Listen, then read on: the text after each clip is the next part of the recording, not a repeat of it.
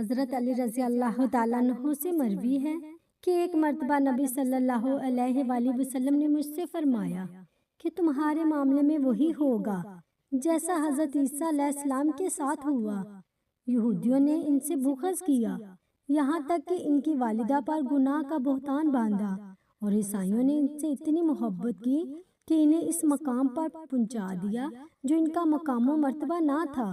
پھر حضرت علی رضی اللہ تعالیٰ عنہ نے فرمایا کہ میرے متعلق دو قسم کے لوگ ہلاک ہوں گے، ایک وہ محبت میں حد سے آگے بڑھ جانے والے جو مجھے اس مقام پر فائز کر دیں گے جو میرا مقام نہیں ہے،